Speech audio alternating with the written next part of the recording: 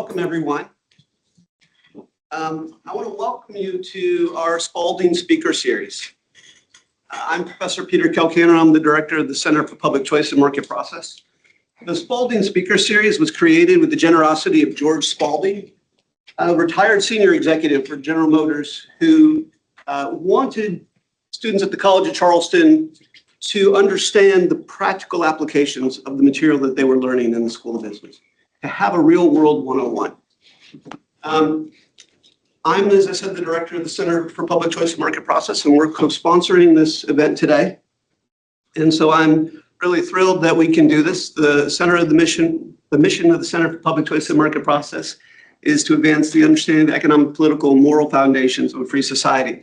So we are trying to bridge those gaps between the business world and markets and how they work. I want to, as this is the first event of our season, I want to establish a norm. You want to think of it as a challenge, but I want to establish a norm. And that is, I know that many of you have been incentivized to come here via extra credit. You've got the table tents there to acquire your extra credit. And I encourage you to do that for your professors. You may have other things that you need to do for your faculty. But when the Q&A starts, let's be respectful of our speaker and stay and see what they have to say and not have a mass exodus that is, I think, a little bit disruptive. And to be honest, disrespectful. So I want to establish a new precedent here with this event, right? We've just redid our auditorium and start afresh here.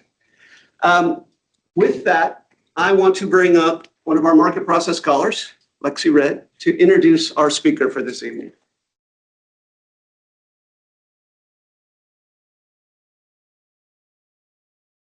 Hey everyone, I'm Lexi. I'm a second-year market process scholar. I'm studying economics and international studies here.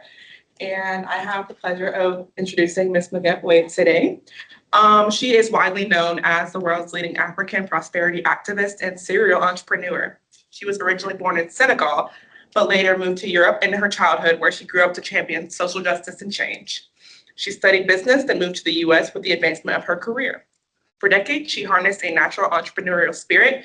In 2004, she created a drink company, Adina World Beat Beverages, where she created drinks using natural African ingredients such as bissap. She later founded a cosmetics and skincare line, Tissot, which uses African ingredients and recipes to promote healthy skin. She later went on to found Skin is Skin, which is a lip balm brand that produces racial discrimination and creates jobs for Senegalese people. Ms. Wade is the best-selling author of Heart of a Cheetah, a memoir retelling her intricate life story, and the host of the Magatte Wade Show, her own podcast, which seeks to challenge harmful narratives about Africa. She's had several important speaking arrangements, such as at the United Nations, Aspen Institute, Harvard, Oxford, Stanford, just to name a few. She even delivered a very powerful TED Talk titled Why It's Too Hard to Start a Business in Africa and How to Change It. Her work has been featured in the New York Times, Wall Street Journal, and many other outlets. Magatte's passion for the role of free markets in overcoming poverty and stimulating economic growth make her a sought-after speaker and thought leader at major events, conferences, and universities around the world. Fittingly, in 2024, she was the recipient of the Julian Simon Award, a recognition that honors individuals who champion human innovation and free markets and facilitate solutions to global challenges, such as public policy, economics, or environmental issues. So we are very honored to have Ms. Wade here to speak to us as a champion of entrepreneurship, free market thinking, and lifetime advocacy.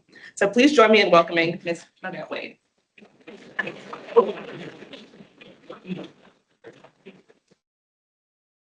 Thank you. Okay, you guys are gonna have to make a choice. Is my voice enough this way, or it's more comfortable for you if I speak on this thing? Which way?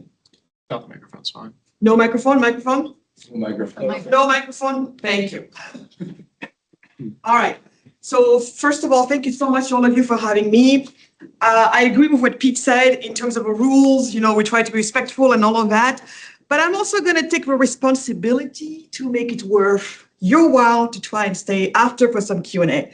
So how about we say that? It's going to be up to me, right? If I keep you engaged, then maybe you have questions. And if you don't, then you don't, right? I don't like people being coerced. So, so thank you so much for being here. I guess tonight what I want to share with you is why I have dedicated my life to supporting and advocating for the free markets, and why for me it's a very personal thing. I didn't wake up one day or stumbled upon one of the books of Adam Smith or Milton Friedman or Hayek or any of those guys, and then I'm like, oh my God, the free markets are the way. That's not how it happened for me. It happened because of my life, my lived experience. It happened because of what I had to go through in my life. So my name is Magatte Wade, and I was born in Senegal, the west coast of Africa. I think my Ghanaian friends over there we're all in the same corners. And so imagine this. Who here has like some very young kids that they really love? Like maybe the kids that are between 2, 3, 4, 5. Who has little kids like that in their life that they're like, I can't live my life thinking I'll never see you again? Well, think about it. So you have your little 2-year-old and your mom, or dad, and your aunt, whatever. And then so as parents, you look at this little girl and you're thinking to yourself, the best way for me to give you the best life is going to be to leave you. We, mom, dad, are going to go. We're going to go away so that we can provide you with a livelihood. That's what my parents did. And so they became economic migrants, which means they moved from my country, leaving me behind to another country. In this case, they went to France. Later on, they would be going to Germany, where I would meet them. And they went there because they had made a quick calculation that the best way for them to give me a better life is for them to go to Europe, work there, and send the money back home so my grandmother can give me all the things that I need. Anywhere from the diapers that I needed, to the food, to cribs, beds, clothes, anything I needed, it was paid that way. My parents knew that if they stayed home, they couldn't provide me with those things, at least not quality stuff. And so later, around age 7, so my parents figured, oh, okay, this immigration journey worked. We're safe, we're stable. Let's have her come to be with us. And when they did that, I very much experienced one of the worst trauma of my life. And this is coming from somebody who also later lost a beloved first husband. So if I tell you that still leaving my grandma behind was traumatic, you can imagine how traumatic it was. She was the only caretaker that I knew. She was the only person who took care of me that I knew. And one day you're telling me, you're going to leave this person behind. She can come with you. You're going to leave your other family members behind. You're going to leave your home behind. You're going to leave your village behind. You're going to leave your country behind. You're going to leave your continent behind. You're going to leave your culture behind. You're going to leave your language behind. You're going to leave everything that you know behind to go to this other place. Who here thinks it sounds scary? And scary it was. But I left. I had no choice. And so, but I remember I arrived in Germany. Back then, my parents had moved to Germany.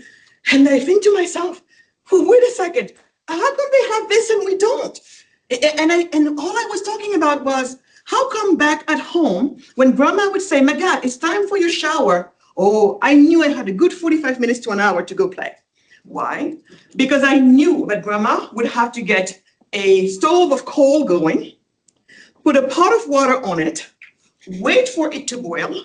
Then we put that water into a bigger bucket, mix it with some cold water so it's safe for my skin. And then somebody stronger than her would drag it to the shower area. And there, some 45 minutes to an hour later, I can finally proceed to take my shower using a small plastic cup, taking from the bigger, bucket from my body back and forth. That's what shower meant.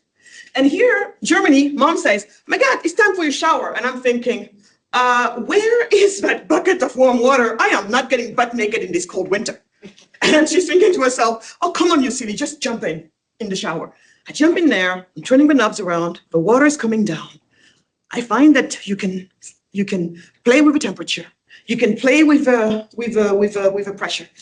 And I'm just, seriously, I'm having a serious moment of what in this world is going on? Who is playing this trick on me? What is this? And I was just like, how come these people have this and we don't? And it was like that about everything, about how many types of breads, and how many types of apples. They had more types of apples and breads than my little brain could count. And then you had the pivots, you had all of that.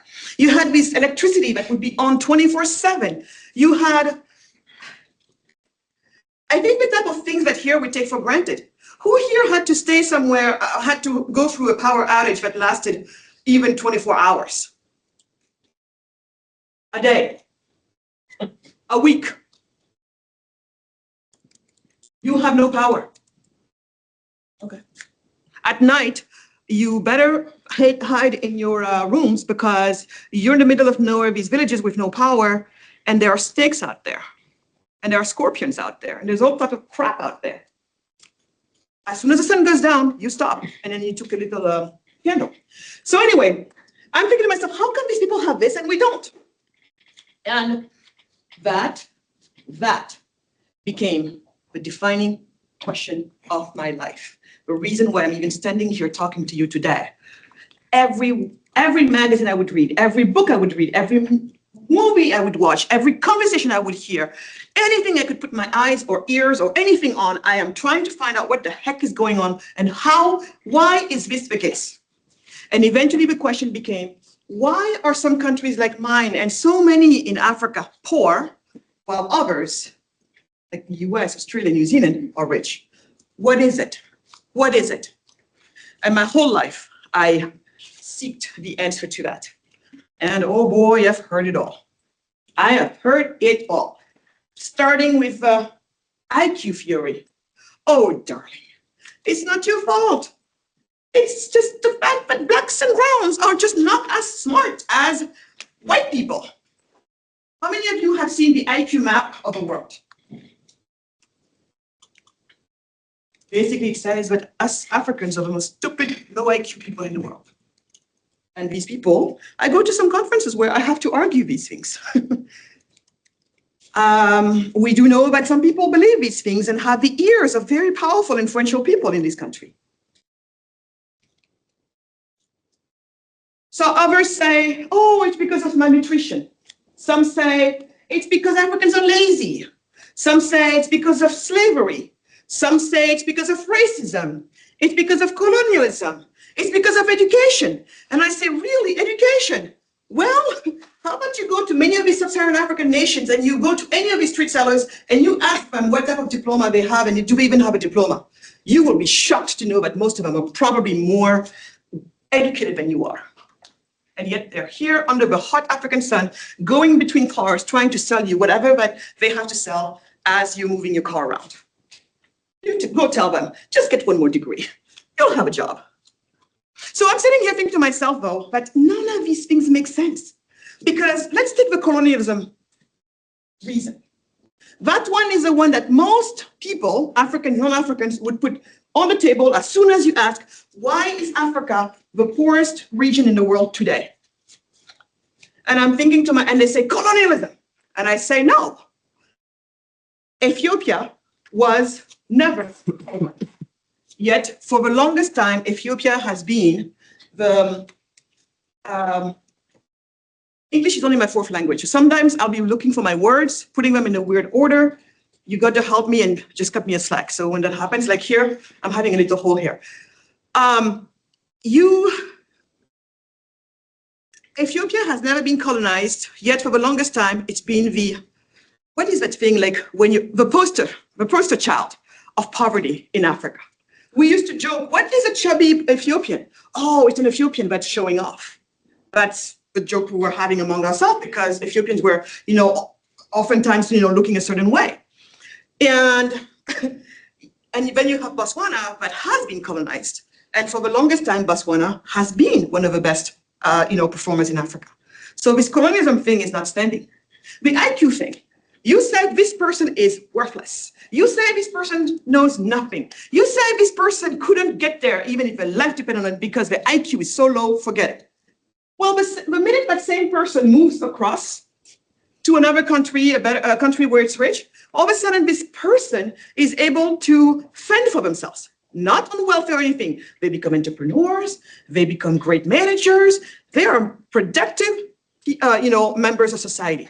But you just said they were worthless. So that IQ thing, lazy thing, it's not adding up. So I'm thinking to myself, in this equation, the only variable that I see is not about the person, but it's about the place. So I'm thinking that what is it then about these places? But when you're there, you get to self-actualize. And what is it about some places when you're there, you'll never make it? Why is it that if Elon Musk had stayed in South Africa, you would never have known of Elon Musk? Because Elon Musk would never have been able to create a Tesla or a SpaceX, anything. But Elon Musk in America, he's got a name, and he gets to build these great companies and Neuralink and everything else. What is it? What is it? What's going on? So eventually, I move on with my life. After business school in France, after a couple of years in Germany, the family moves to France. So France is where I was primarily educated. And after business school in France, I decided France is going to be too small for my ambition, so I need to get the hell out of here. And that's why I decided to come to the US, because of the American dream.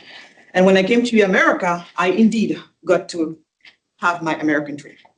And it started with me working as a headhunter in finance in Silicon Valley. When Google was just getting started, they only had one tiny office in the Bay Area, and working for companies like Netflix, when it was in this tiny office in South San Jose, I got lost going there many times, and no one knew these things would become household name brands. And there I was doing extremely well for myself, very well for myself. But eventually, at some point, this one day I was driving down Big Sur, counting my blessings, expressing my gratitudes for everything that God has afforded me to be and to do, and all the people that God has put on my path to help me with the journey. And in moments like that, you feel such a great sense of joy and gratitude.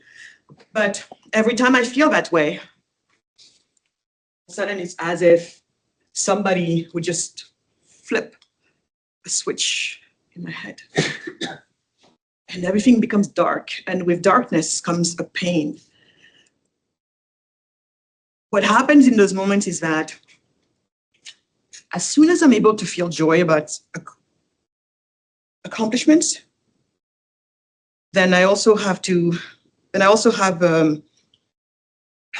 memories of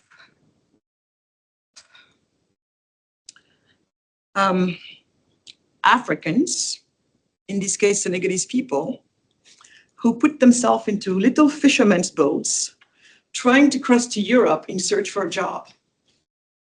And oftentimes the boat capsizes. And the Mediterranean has become the biggest cemetery for Senegalese people. My people, oftentimes people way younger than you, are laying at the bottom of the ocean serving as fish food. And when that's not the case, it's a body that drops somewhere above England, because somebody thought it would be a good idea to hide in the landing gear of a plane on their way to Europe to find a job.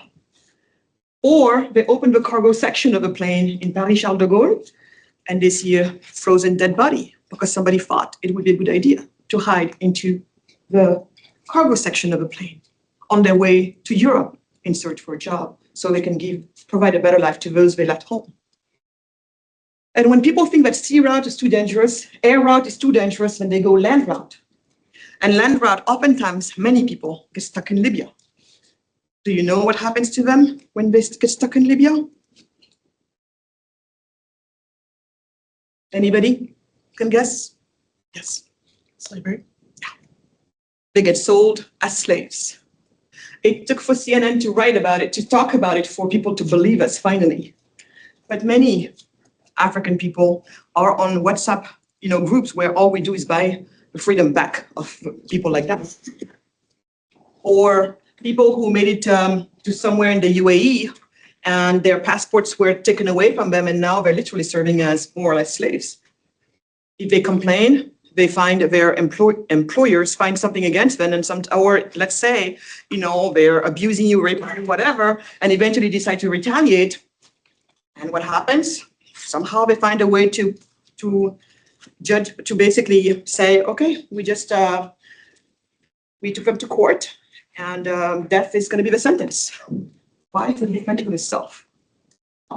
This is what happens to poor people around the world. All of these people, what they have in common is poverty, the poverty that makes them say, listen, I got to go somewhere else so I can make it. What they are met with is death.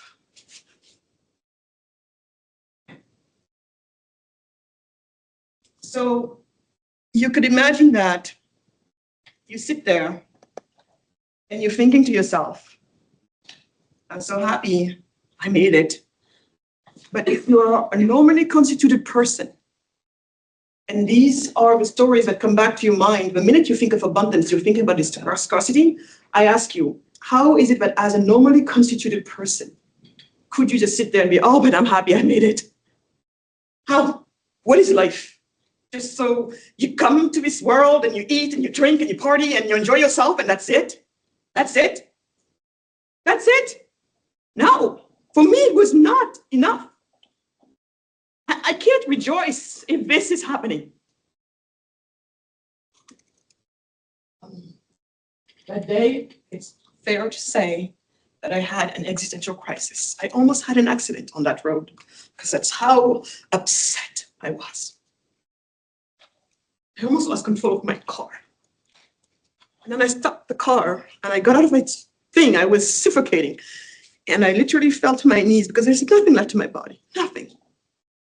And there, I decided to surrender. I surrendered to God. And I said, I don't know what to do about this, but from here on, every breath that you are willing to grant me, I want to put towards the betterment of Africa, Africans. I don't know what to do, but you have to help me. And then that was it. Got back in the car, turned around, went home. And I knew that nothing would ever be the same from there on. And indeed, never, nothing ever was the same again, at least for me. So then things started. I built my first company, Adina, because I was very upset that this juice of hibiscus, which is a part of our identity, cultural identity, was disappearing because everybody wanted to drink Coca, Pepsi, and Fanta. And at the same time, the women who were growing the main ingredient for this drink were losing their livelihoods, leaving the countryside to go look for work and getting deeper and deeper into poverty, and it was just unsustainable.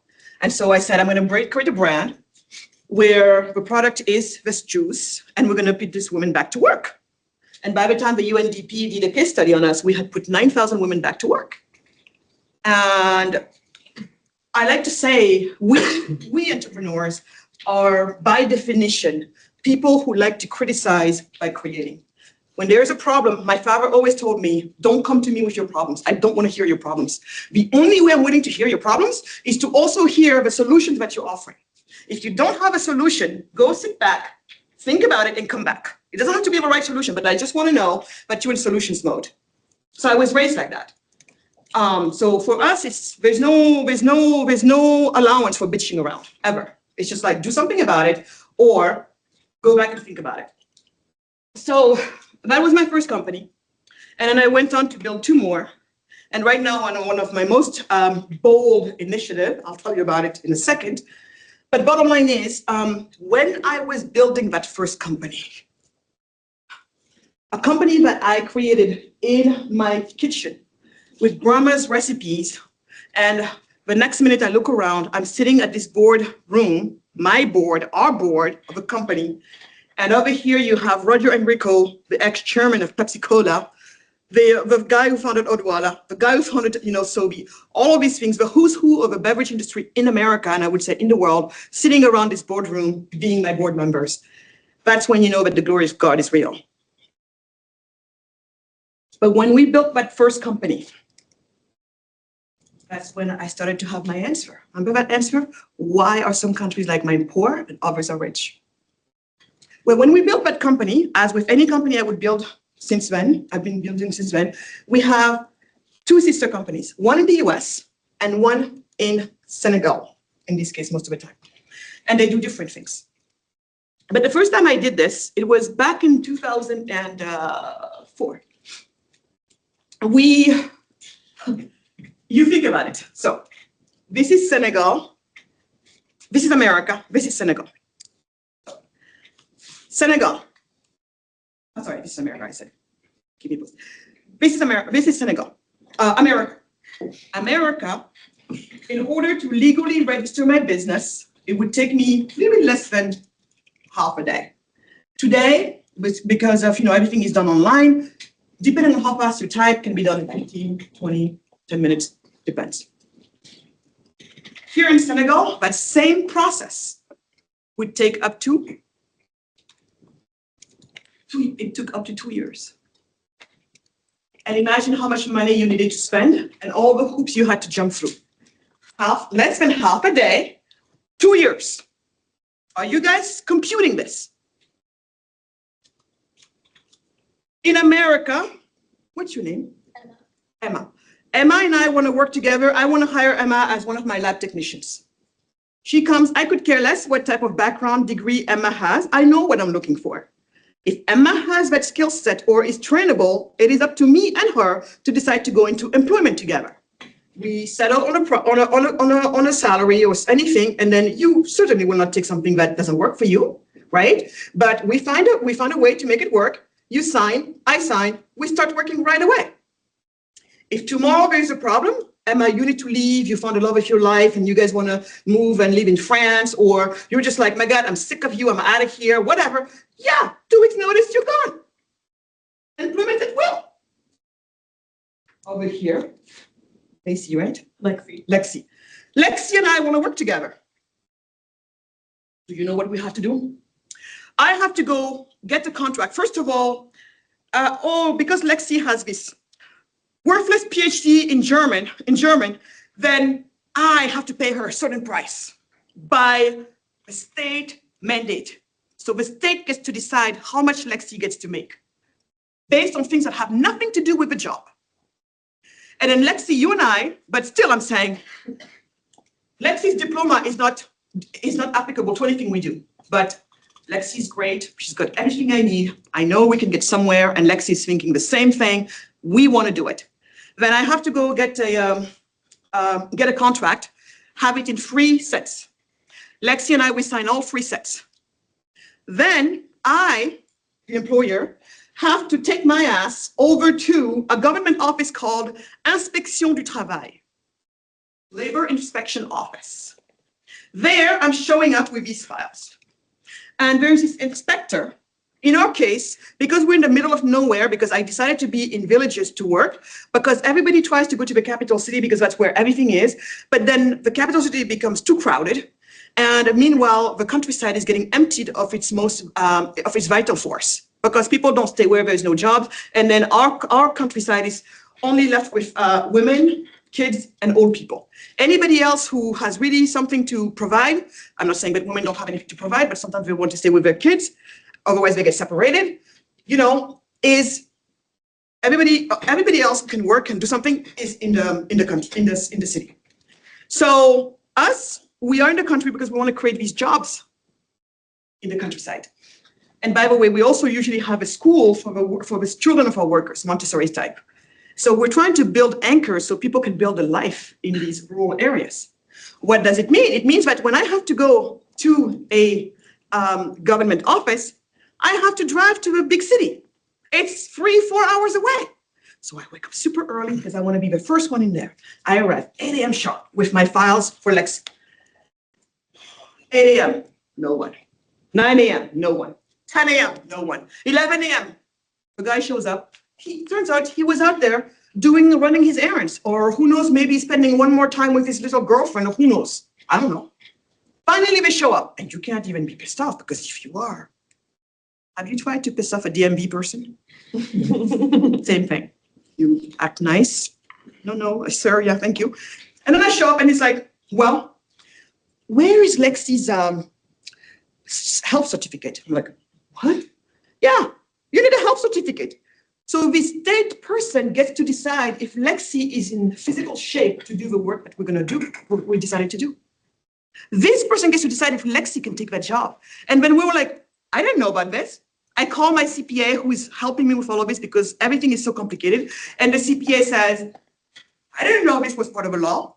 because it's not even transparent what's part of the law, what is off, what's not off, whatever. So you find out when you don't want to find out. Here he said, she has to have that. And I'm like, show me where it is. And he shows me where it is. And these laws are from back in colonial times. But no one has bothered to even bother, what is this? So anyway, I think at this point, he's waiting for me to pay him a bribe. Because in his mind, he's thinking, she's been here since 8, taking almost a full day away from her work, her job, to come here. She has a choice. Or she paid me a little bribe and I close my eyes on that missing document, or she can go back and redo it all over. Most people give a bribe. I don't. I go back. With your file, Lexi. And finally, at some point, sometimes it takes a month, sometimes it takes 3 months, sometimes it takes 6 months, it's all approved. Same when we need to fire you, Lexi. You can go anytime you want. But me, if let's say there is a major disaster and all the business is out, I can't just say, Lexi, I need to let you go because I can't pay you anymore. We don't have a revenue anymore. No, I have to go apply with the state to get that approval. Do you remember here, employment at will? Did you guys forget that? Employment at will. And then it's the same thing about everything. The tax code is so complicated, it's worth truckloads of documentation, of rules and the regulations. And you're thinking to yourself, you have to hire experts because otherwise you're going to make a mistake. Mistakes come with complexity. It is baked in. And even them say, Magatte, even us, we're going to make mistakes because it's too complicated. So as running business in my country, at least, you're running the risk at every single moment as a legitimate business to be harassed by the government because of some tax issues, this and that. So now you're starting to feel how it seems like you're swimming through molasses as an entrepreneur to enterprise in Senegal, aren't you? Are you feeling the pain? You're feeling it, right? Which one of you here would say, if given a choice to build a company in America or in Senegal, who would go build their company in Senegal? I guess I'm the only one, but I have no choice. So anyway, but you see how none of you raised your hands? That's pretty much what's going on. No one wants to build companies in these countries. And the people who are still doing business are all in the informal sector. That's that famous informal sector you hear.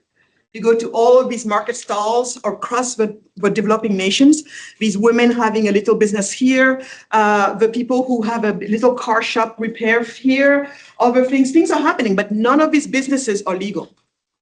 Because the minute they become legal, they have to deal with all the crap I just told you about. But what does it mean when they're not legal? It means that people who work there can't use their paycheck to even go get a loan from the bank or rent an apartment or anything because technically they don't exist. Retirement, forget about it. All of that stuff, forget about it. But these people are making this choice because the business rules and laws are there are too many of them. They're too senseless. No one in their right mind wants to run a legitimate business. And if people don't want to run a business, if you don't have enough people wanting to create businesses, legal businesses, it means you don't have enough jobs being created. If you don't have enough jobs being created, it means you don't have enough income going around. If you don't have enough income going around, it means poverty abounds. And then people turn around and do exactly the things I told you about. Hide in landing gears of planes, go into the cargo sections of planes, try to go to Libya, and get stuck in Libya. All of that is happening because the entrepreneurs back at home don't get to enterprise. When I saw that, at first I thought to myself, I guess it's because we're poor that everything is so hard to run a business. And them, it's because we're rich that everything is so easy. But the minute you say that, you're thinking to yourself, wait a second, you're poor because you don't have enough money. You don't have enough money because you don't have a source of income. You don't have a source of income because you don't have a job. Where do jobs come from? The private sector, businesses. Do you think businesses happen in a vacuum? No. What do they need the most? A friendly business environment. In economics, we call that economic freedom. And it's a bunch of things. Economic freedom is a bunch of things. It's indicators like how long it takes to register a business illegally, the type of licenses that you have to get or not get, employment law, labor laws, tax code, and all of that, of course, exists within the parameters of clear and transferable property rights, rule of law, all of that good stuff. But if you're telling me that poverty is solved by prosperity, poverty alleviation. Our goal is not just to be a little bit less poor, thank you very much. We want to be prosperous. So if poverty is solved by prosperity, yet prosperity is built by entrepreneurs, yet entrepreneurs don't happen in a vacuum, they need an enabling business environment, and you're telling me that African countries have the worst business environment in the world as measured by so many economic freedom indexes, then that's it. I've got my answer. Africa is the poorest region in the world because it happens to be the most over-regulated region in the world. And it manifests in the fact that African countries, and when it comes to this, I dare to say that Africa is a village. 54 nations, 55, 56, depending on how you count, still a freaking village. Because we share, all of us, the same problems. Yeah, we are the place where our entrepreneurs have chains around their necks, chains around their ankles, and then a big ass glass dome on top of it with some drones circulating around on top to make sure they don't go anywhere, with 10 million people with bazookas waiting to make sure that nobody even can get out. That's the life of African entrepreneurs. And then you expect us to be able to create all of these companies that create these jobs, that put out this income? No, that's it. This was my answer, and this one makes sense. It makes so much sense that you can check it everywhere in the world. You look at a country like South Korea, North Korea. Same people, same culture.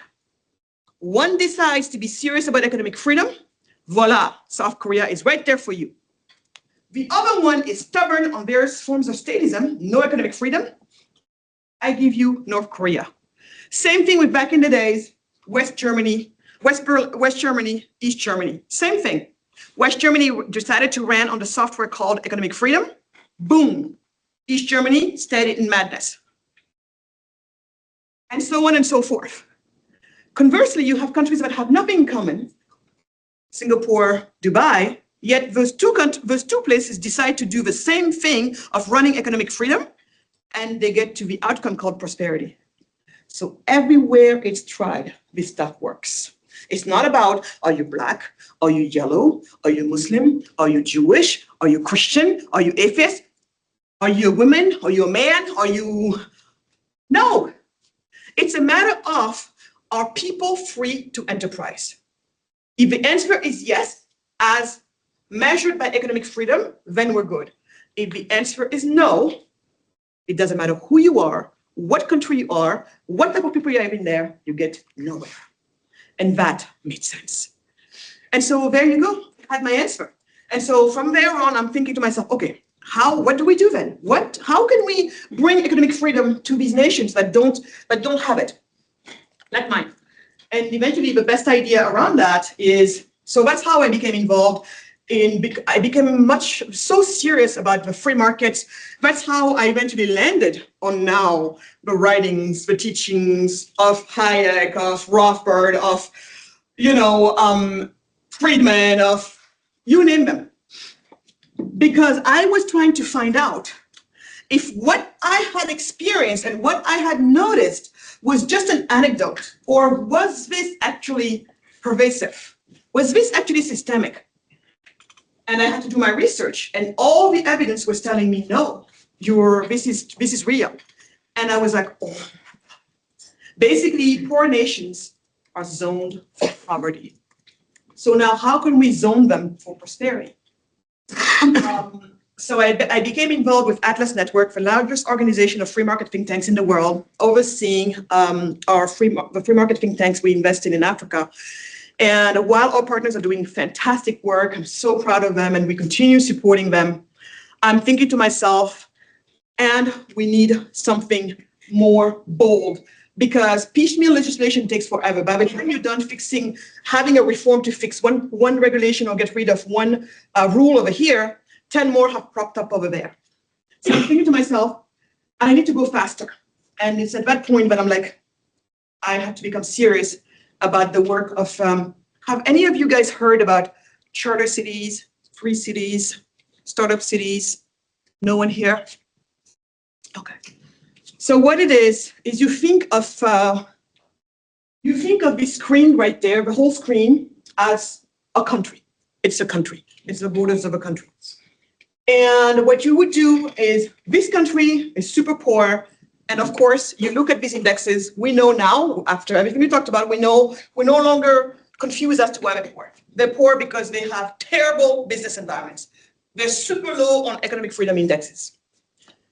So what do? You don't come in and say, we're just going to put national reforms everywhere. All of a sudden, the rules of the games change everywhere for everybody overnight. No. You say, let us go into this corner where there's nobody here. They're all into the big city over there. Let us go over here. So we go over there, and then we work with the government that says, that government also said, yeah, we know everything sucks. But you can only imagine if we try to fix it nationally.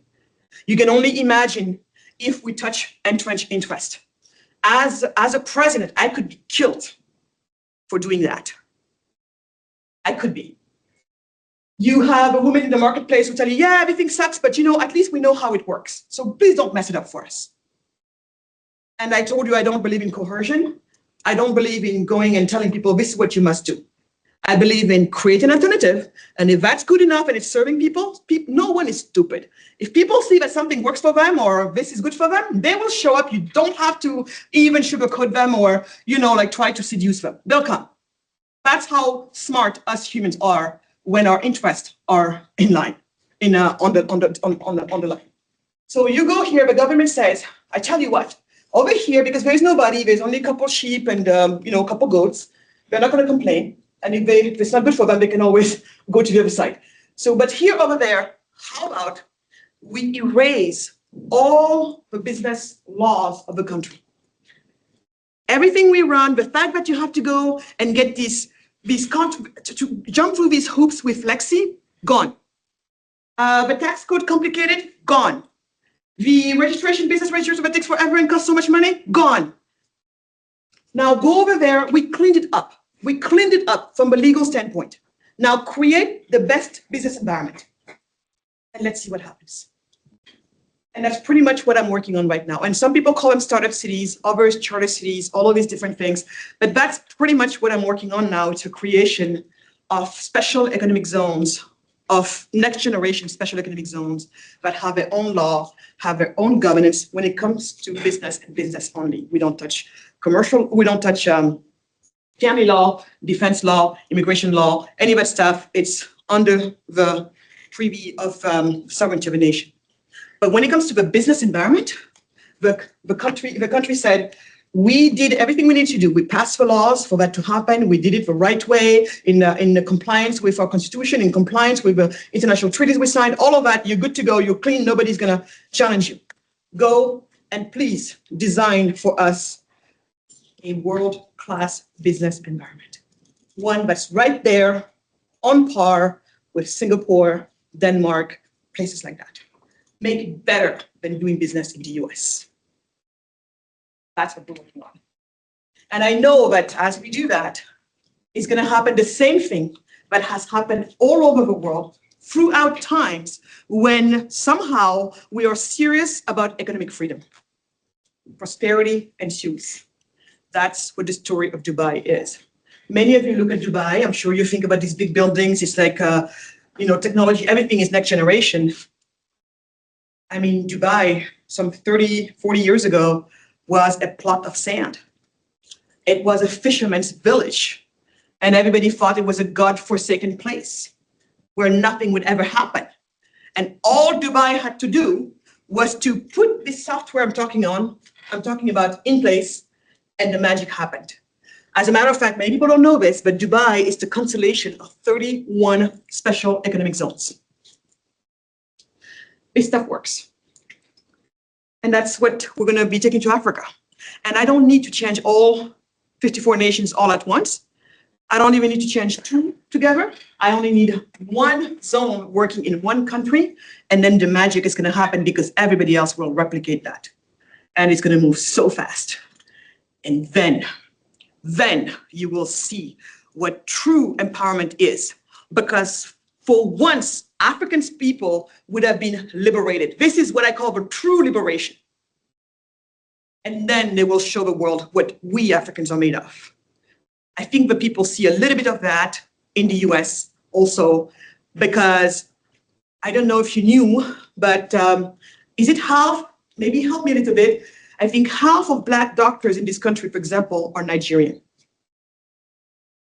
So when we are given a chance to really thrive, we thrive. Now imagine what's going to happen. By 2050, 1/4 of the world's population will be African. 1 out of 4 people walking this earth will be African. And by 2100, it will be 1 out of 2, half. Imagine what will happen. Imagine these people being liberated to finally be able to contribute the God-given gifts to the rest of society.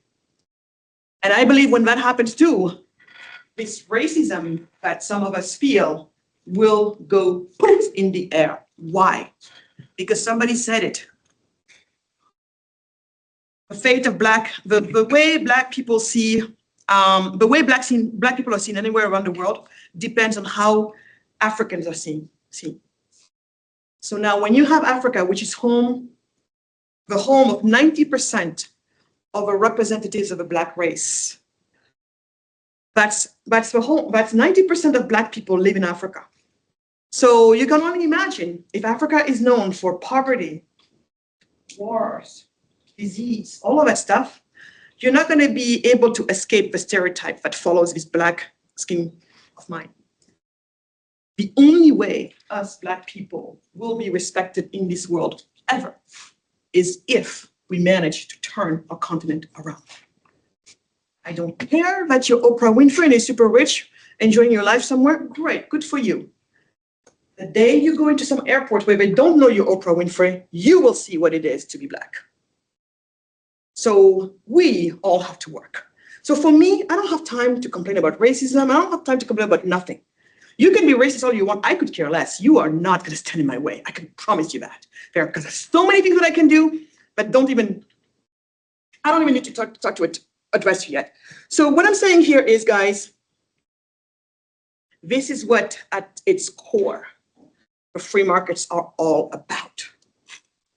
It is about, when it's said and done, it's about human dignity. It's about life rather than death.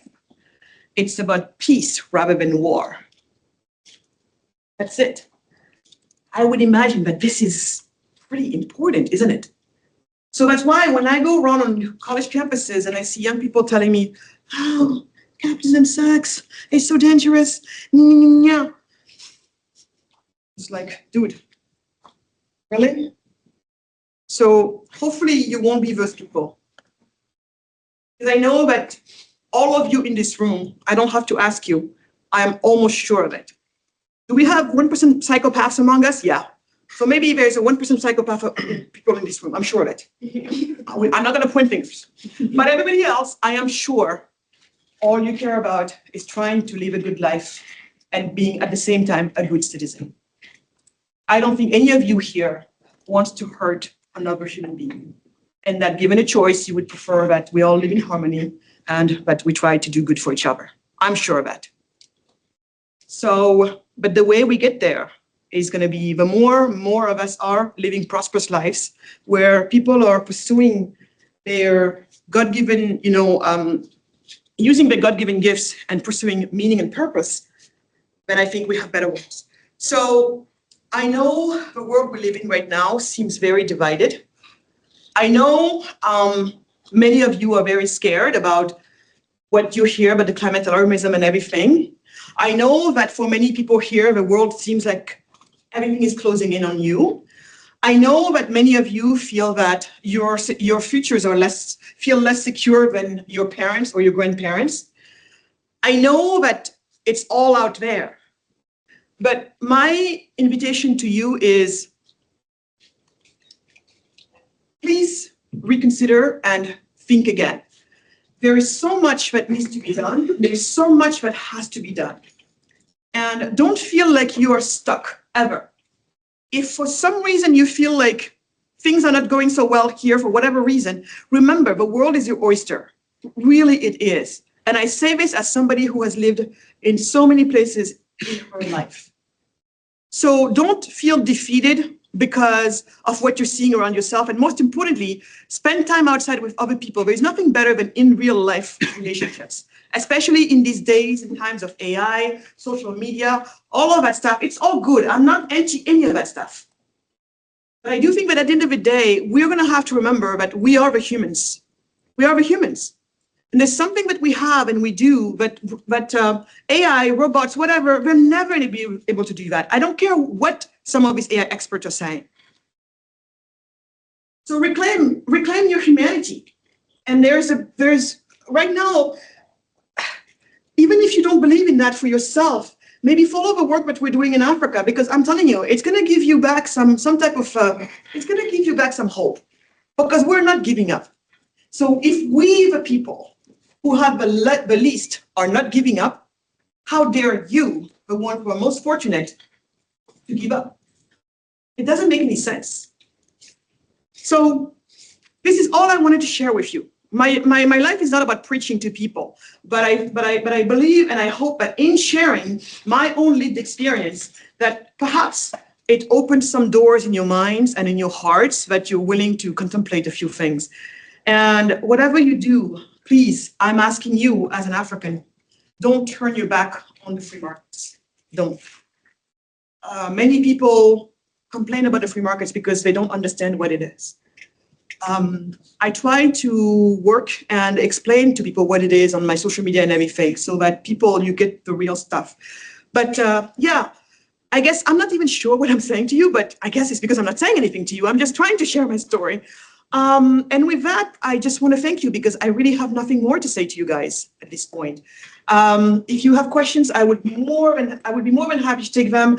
If you have observations that you want to share, whatever it is, I'm here, and I hope we have a little bit of a conversation. So with that, I want to thank you, even if you've been coerced to be here, but I hope I made it worth your while.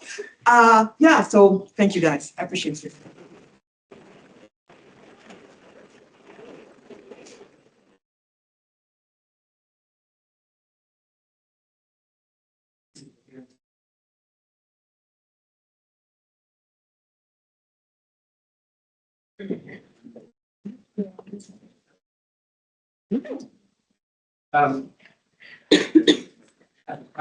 We let one of our market process scholars have the first question. So any of you have a question? If not, then I will open it up.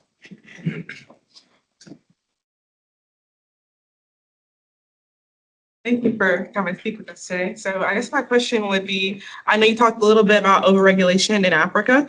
I know that you talked about some of the overregulation originated from colonial times. How would you, for someone arguing that colonialism is a driving factor of this inequality, how would you explain to them that, even though they're it's related, it's not necessarily causal? Okay. So let's see. My country, Senegal, we're a sovereign nation, right? Our politicians and our people could be demanding for this to be gone. It's not like France is over there saying, no, you must keep this thing in. They're not. If anything, they're changing their stuff. So then how can I say it's because of colonialism? Yes, we inherited that from the colonial era, but absolutely nothing stops us from getting rid of it. Right. So that's the argument I made there. Does that make sense? Yes, it does. Right.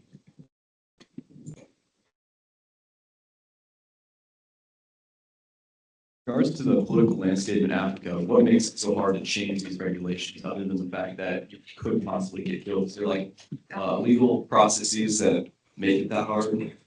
No, it's the best way to think about it. You have many entrenched interests. Some of them, like all this rent, some of them it's pure rent seeking. And if you try to touch it, like in Senegal, for example, when you want to build a business, when you want to legally register a business, you have to go through a process called, you have to go through the notaries. Notaries is not like here where you go, you get a little signature, it's kind of free, you know. No, notaries in Senegal, like in the civil law, it's almost like a lawyer, super expensive. Hundreds of dollars per signature and all of that stuff, takes time, everything. And so if you wanted to say, by the way, look, we have technology. Why do we need these notaries to do any of this stuff? It's almost like, I'm sure those of you who are in commercial real estate, has anybody seen the amount of paperwork that goes into when you're closing on a house? And literally binders of freaking paperwork. You know, so anyway, it's almost like that when you're saying, why do we need to have all of these piles of paperwork? It could all be condensed and use technology so that you do your thing, you know, a few minutes later, it spits out everything and you didn't have to pay all of this money and you don't have to rely on anybody like we're doing here in the US and other places. So there, the notaries would be up in arms on the street fighting this government. Now that's a civil one, that's a civil way to do things. Now think about the other ones, the other entrenched interest. Anywhere from the drug warlords, you see it here. Sometimes if you want to even stop the war on drugs, if you try to promote, we're going to stop the war on drugs, you could be gunned down as a judge or anybody who's going to touch this thing. Because the drug cartels don't want that. And in these countries, you're talking about the head of banks, the people who own banks, all of these things. You change the name of the game, it means you're messing with them. And in some of these countries, they deal with you very quickly. You're gunned down somewhere at some point.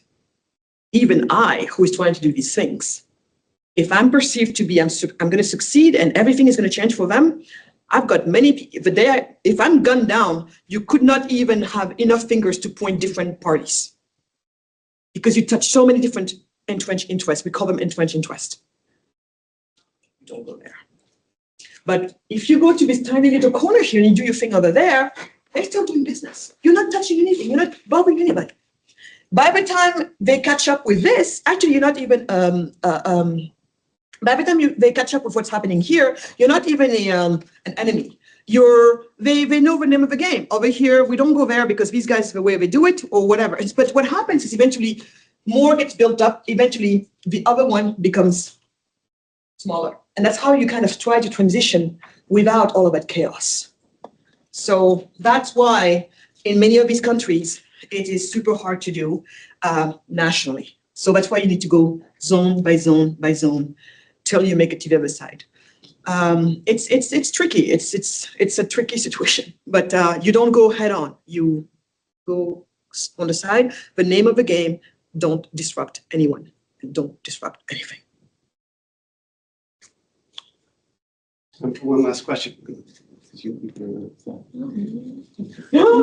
That's not fair now. She'll get more time later. Thank you for your time. I'm from Germany, so I was wondering which area did you grow in?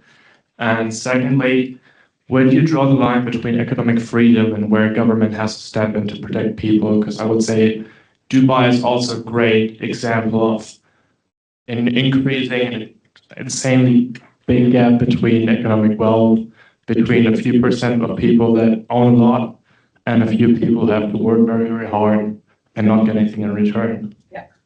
So first question, Adelberg.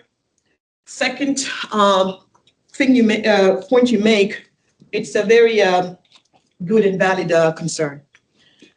On the Dubai part, I would say that because groups have been raising concerns about it, we do know that some of the labor conditions have been doing better. But even then, what I say about the Dubai case is, I will not sit here and indict Dubai before I indict the countries of origin of these migrants who knowingly still make the calculation that it is better for them to be in Dubai, despite all the things that are going on there, than to stay in their own country.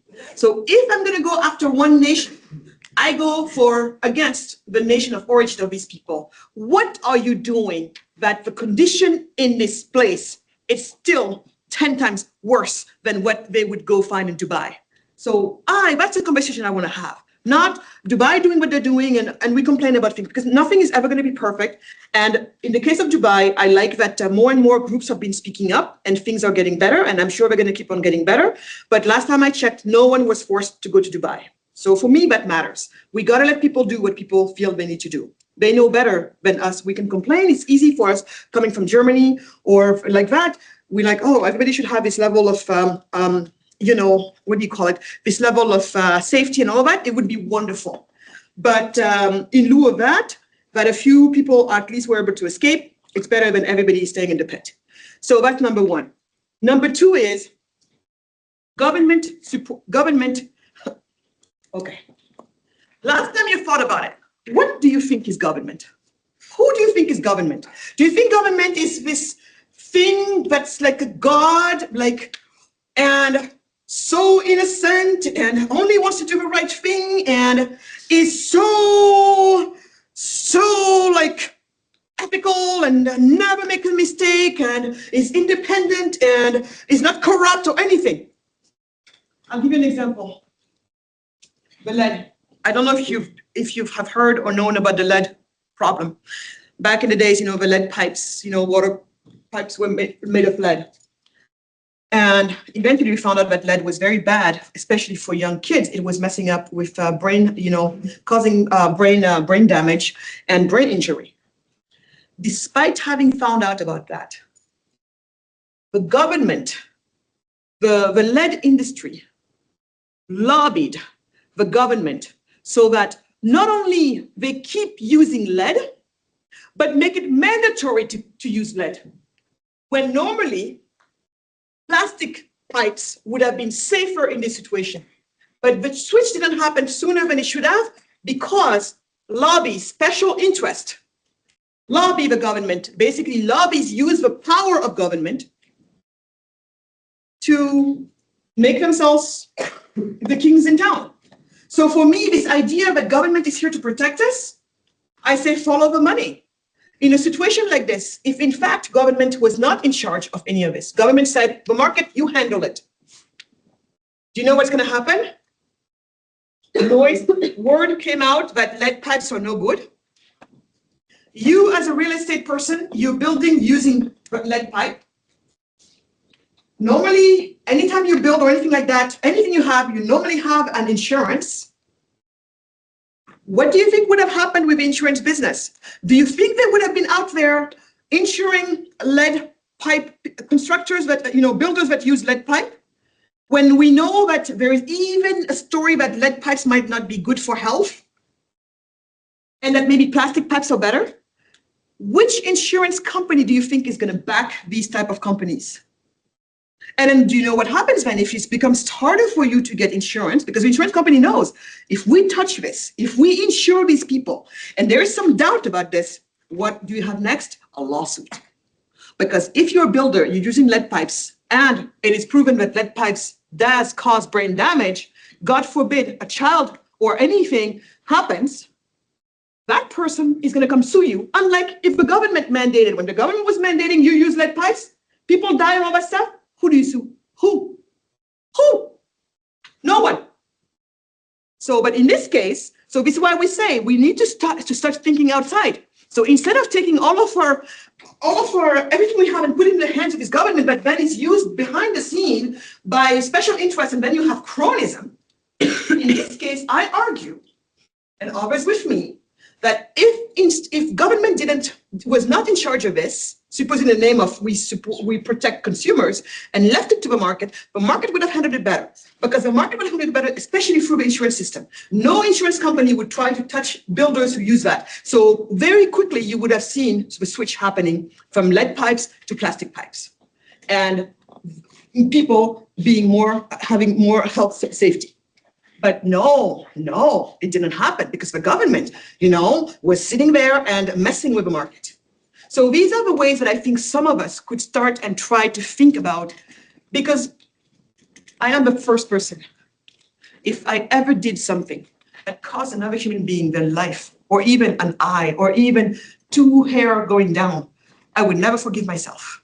So I'm right there with you. But then we have to be smart about what actually does really protect people. And in a case like this, I argue that the insurance system would have been a better protector than the government has been. All right, well, with that, I wanted to give an opportunity to everybody to thank Magatte for coming.